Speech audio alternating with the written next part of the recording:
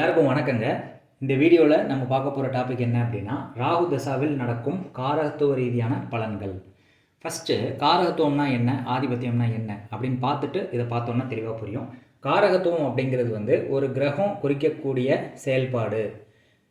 ராகு அப்படின்னா ராகு எந்தெந்த பொருட்களை குறிக்குது, ராகுனுடைய செயல்பாடு என்ன, அதனுடைய கேரக்டரிஸ்டிக்ஸ் என்ன, இதுதான் காரகத்துவம்னு சொல்கிறோம். ஆதிபத்தியம் அப்படின்னா இப்போ ராகு ஒரு ராசியில் நிற்கிது. அது லக்னத்துக்கு எத்தனாவது இடமா வருதுன்னு பார்க்கணும்.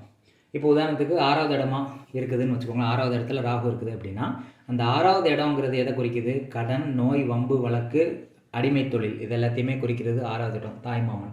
அப்போ இந்த விஷயங்கள் எல்லாத்தையுமே ராகு செய்யும். அதுக்கு பேர் ஆதிபத்திய பலன். இப்போ நான் அதை பற்றி பேசலை. காரகத்துவ ரீதியான பலனை தான் நம்ம பார்க்க போகிறோம். காரகத்துவம் அப்படின்னா ராகுனுடைய செயல்பாடு, ராகு குறிக்கக்கூடிய பொருள்கள், அதாவது அந்த வீட்டு பலனை செய்யாமல் அந்த கிரகத்தினுடைய தன்மையை கொண்டு பலன்கள் செய்கிறது தான் காரகத்துவ பலன்கள் அப்படின்னு சொல்கிறோம். இப்போ ராகு திசை ஒருத்தருக்கு வந்துச்சு அல்லது ராகு புத்தி நடக்குது அப்படின்னா அது ஸ்டார்ட் ஆன உடனே ராகுனுடைய காரகத்துவ ரீதியான பலன்கள் இங்கே வீடியோவில் கொடுத்துருக்கேன். இது கண்டிப்பாக உங்கள் வாழ்க்கையில் நடக்கும். ஆனால் அது எந்த விஷயத்தில் நடக்குதுங்கிறது ஆதிபத்திய அந்த வீட்டினுடைய பலன் மாறும். ஆனால் இது கண்டிப்பாக ராகு திசை ஸ்டார்ட் ஆனால் எல்லாருக்குமே இது கண்டிப்பாக நடக்கும் அப்படிங்கிறதுல எந்த மாற்று கருத்துமே இல்லை. இதில் ஒரு 80% கண்டிப்பாக மேட்ச் ஆகி வரும். யாராவது ஒருத்தங்களுக்கு ராகு திசையோ ராகு புத்தியோ நடக்குது அப்படின்னா இதை செக் பண்ணி பார்த்துக்கோங்க. இப்போ ஃபஸ்ட்டு பாயிண்ட் என்ன அப்படின்னா, அந்நிய ஜாதி, அந்நிய மதம், அந்நிய தேசத்தவர்களுடன் தொடர்பு உண்டாகும். அதாவது ராகு திசை ராகு புத்தி ஸ்டார்ட் ஆனாலே வேறு மதத்தில் உள்ளவங்க உங்களுக்கு ஃப்ரெண்ட்ஸாக வருவாங்க. ஒரு கிறிஸ்டியன்ஸோ முஸ்லீம்ஸோ உங்களுக்கு ஃப்ரெண்டாக இருப்பாங்க. அல்லது வேற்று மொழி பேசுகிறவங்க உங்களுக்கு ஃப்ரெண்டாக வர்றதுக்கு அதிக வாய்ப்புகள் இருக்குது. அது ராகு திசை ராகு புத்தி ஸ்டார்ட் ஆகும்போது தான் அதிகமான ஃப்ரெண்ட்ஸ் வேறு மதத்தினுடைய ஃப்ரெண்ட்ஸு வேறு மொழி பேசுகிறவங்க உங்கள் ஃப்ரெண்ட்ஸ் ஆவாங்க. அதை நீங்கள் நடைமுறையில் பொருத்தி பாருங்கள். அடுத்து ராகு தசா, ராகு புத்தி அல்லது ராகு அந்தரம் நடப்பில் உள்ள மனிதர்களுடன் தொடர்பு உண்டாகும். உங்களுக்கு யார் ஃப்ரெண்ட்ஸாக வருவாங்க அப்படின்னா, ஒன்று வேறு மதம் வேறு மொழி பேசுகிறவங்க ஃப்ரெண்ட்ஸாக வருவாங்க. அப்படி உங்கள் இனத்துக்குள்ளேயே ஒருத்தர் ஃப்ரெண்ட்ஸ் ஆகிறாருன்னு வச்சுக்கோங்களேன். சப்போஸ் நீ சொல்கிற மாதிரி வேறு மதத்துலேருந்துலாம் ஃப்ரெண்ட்ஸ் வரலடா, ஒரே இடத்துல தான் வேற ஒருத்தர் தான் எனக்கு ஃப்ரெண்டாக இருக்கான், அப்போ அது எப்படி சாத்தியம் அப்படின்னு கேட்டிங்கன்னா, அவங்க ஜாதகத்தில் ராகு தசை ராகு புத்தி அல்லது ராகு அந்தரம் அவருக்கு தசையாக நடந்துகிட்ருக்கும். அப்படிப்பட்டவங்க உங்களுக்கு ஃப்ரெண்ட்ஸாக சேருவாங்க. அவங்களுடைய கான்டாக்ட்ஸ் உங்களுக்கு கிடைக்கும். வேறு மதத்தில் உள்ளவங்க இல்லாட்டாலும் உங்கள்கிட்ட சேர்றவங்களுக்கு ராகு தசை ராகு புத்தி ராகு அந்தரம் நடக்கிறவங்க தான் உங்கள்கிட்ட இந்த டைமில் அதிகமாக பழகக்கூடிய வாய்ப்புகள் உண்டாகும் அப்படிங்கிறத நீங்கள் மறந்துடக்கூடாது. அடுத்து பார்த்திங்கன்னா, ராகு நட்சத்திரம் என்னென்ன? திருவாதிரை, சுவாதி, சதயம். இந்த நட்சத்திரத்தில் பிறந்தவங்க தான் அந்த நேரத்தில் அதிகமாக உங்கள்கிட்ட கான்டாக்டில் இருப்பாங்க. இப்போ உங்கள்கிட்ட அதிகமாக ஒருத்தர் பழகிட்டு இருக்காரு. இந்த ஒரு 10 வருஷத்துக்குள்ளே ஒருத்தர் அதிகமாக உங்களுக்கு கான்டாக்டில் இருக்கார்.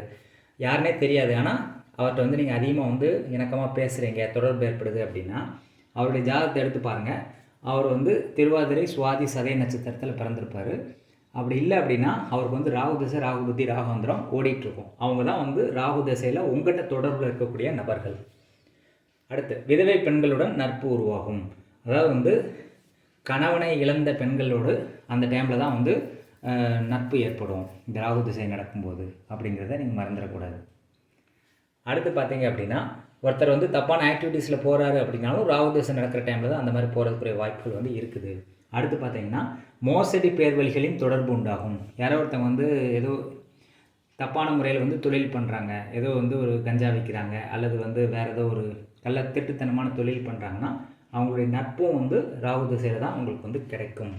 அடுத்து முக்கிய நிகழ்வுகள் ராகு காலத்தில் நடைபெறும். உங்களுக்கு ஏதோ ஒரு நல்ல விஷயம் நடக்குதுன்னு வச்சுக்கோங்களேன். இப்போ ராகு திசை நடந்துகிட்ருக்கு, உங்களுக்கு ஏதோ ஒரு டைமில் நல்ல விஷயம் நடக்குது அப்படின்னா அந்த டைமை செக் பண்ணி பார்த்தீங்க அப்படின்னா ராகு காலத்தில் தான் அந்த விஷயங்கள் உங்களுக்கு நடக்கும். அதையும் நீங்கள் செக் பண்ணி பார்த்துக்கலாம்.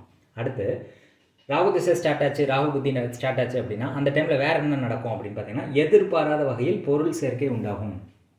ரொம்ப கஷ்டப்படுற மாதிரி இருக்கும்.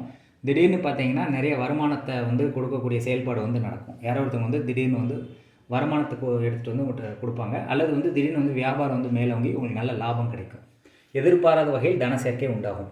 அடுத்து உடல் ஊனமுற்றவர்கள் தொடர்பு ஏற்படும். யாராவது ஒருத்தவங்க ஃபிசிக்கலி சேலஞ்சு பீப்புள் இருப்பாங்கள்ல, ஊனமுற்றவர்கள், அவங்களுடைய நட்பு ராகு திசை ராகு புத்தி டைமில் உங்களுக்கு கிடைக்கும். அடுத்து போதை போக வஸ்துக்களின் சேர்க்கை உண்டாகும். இந்த டைமில் ஒருத்தர் நிறைய விஷயங்களுக்கு அடிக்ட் ஆகக்கூடிய சூழல் ஏற்படும். தப்பான விஷயங்கள் அடிக்ட் ஆகக்கூடிய சூழல். இப்போ போதை, போகம் அது போன்ற விஷயங்களில் வந்து அடிக்ட் ஆகி அவங்க வாழ்க்கை தொலைக்கிறதுக்குரிய வாய்ப்புகளும் வந்து இந்த டைமில் வந்து உண்டாகும். ராகு தசை, ராகு புத்தி ஸ்டார்ட் ஆகும்போது. அடுத்து இவங்க எதை விரும்பி வழிபடுவாங்க அப்படின்னா, காளி தேவியின் தரிசனம். அதாவது வந்து நிறையா வந்து காளி தெய்வத்தை வந்து வணங்கக்கூடிய சூழல் வந்து ஏற்படும் இவங்களுக்கு.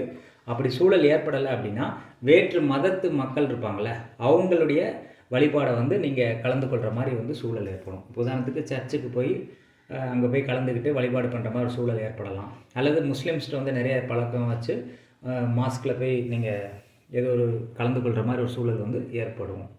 அடுத்து பார்த்திங்கன்னா, தோல் பொருள்களின் மூலம் ஆதாயம் கிட்டும்.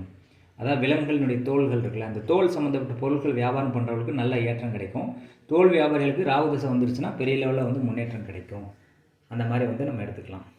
அடுத்து பார்த்திங்கன்னா, மந்திரவாதிகள் மேஜிக் செய்பவர்களின் தொடர்பு உண்டாகும். இந்த டைமில் தான் வந்து ஒரு மந்திரவாதியோ அல்லது வந்து ஒரு வித்தியாசமாக வந்து ஏதோ ஒரு விஷயத்தை வந்து இல்லாத ஒரு விஷயத்தை இருக்குதுன்னு காட்டுறாங்களே, அதான மேஜிக்கு.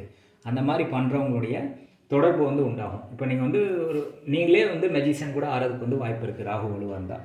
இப்படி வந்து பல விஷயங்கள் எப்போ நடக்கும் அப்படின்னா, ராகு திசை அல்லது ராகு புத்தி, ராகு அந்தரத்தில் இந்த மாதிரி விஷயங்கள் வந்து நடக்கும். இதை நடைமுறையில் சோதிச்சு பார்க்கலாம். இதில் வந்து மேக்ஸிமம் 80 to 90% வந்து கண்டிப்பாக பொருந்தி வரும். இது வந்து காரகத்துவ பலன்கள் கண்டிப்பாக பொருந்தி வரும். ஆதிபத்திய பலன்கள் வந்து கொஞ்சம் வேரி ஆகும் ராகு இருக்கிற வீட்டை பொறுத்து. இது எப்படி உங்களுக்கு மேட்ச் ஆகுதா இல்லையா அப்படின்னு சொல்லி இதை பார்த்துட்டு கமெண்ட் செக்ஷனில் கமெண்ட் பண்ணுங்கள். நன்றி, வணக்கம்.